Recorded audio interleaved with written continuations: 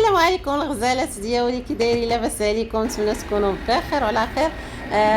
درت لكم ميني فلوق ديال صباح العيد، كانوا جد الطويله ديال الفطور وبغيت نشاركها معكم. راجلي ورواد مشاو للمصلى يصليو وانا نوجد لهم الفطور باش ملي يجيو ان شاء الله يفطروا ما يبقاوش بلا فطور، ضروري يفطروا مزيان. عاد من بعد نبداو الذبيحه.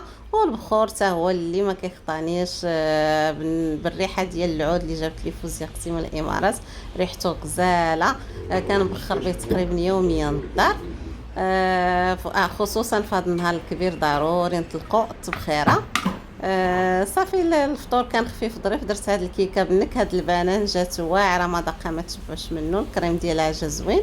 درت المعلكه ديال الكوكو كاوكاو، وبطبيعه الحال الفقاس ديال الكركاع اللي ما كيخطانيش ديما عندي في الطبله، والرغيفات.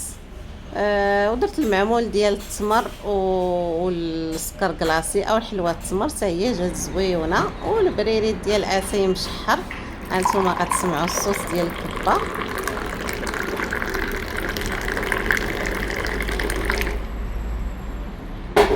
دابا كبيت انا الكاس الاول. راجلي قال لي ما تعرفيش تكبي، ما عجباتوش الكبه ديالي. راني نكمل. انتما غتشوفوا الكبه ديالو هو كيعجبو هكذا يكب.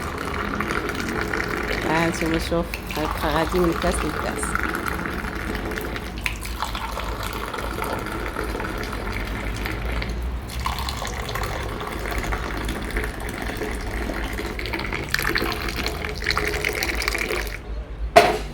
الله يعطيه الصحه. وهذه هي الطبيله ديالي المتواضعه. نتوما عارفين مع الصيف والحراره ما قدرتش نوجد شي حاجه اكثر. درت هذا الشيء. وهذا العيد ديال اللحم، يعني الحلوه غير كتبغي النهار العيد تحطيها للوليدات، ولا جا عندك شي حد يعني كتحطي داك التبصيلات د الحلوه.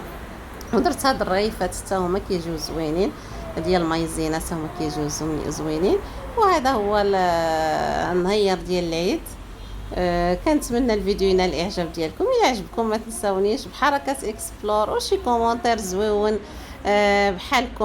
وعيدكم مبروك لجميع الامه الاسلاميه. كنقول لكم الى اللقاء في فيديو مقبل ان شاء الله.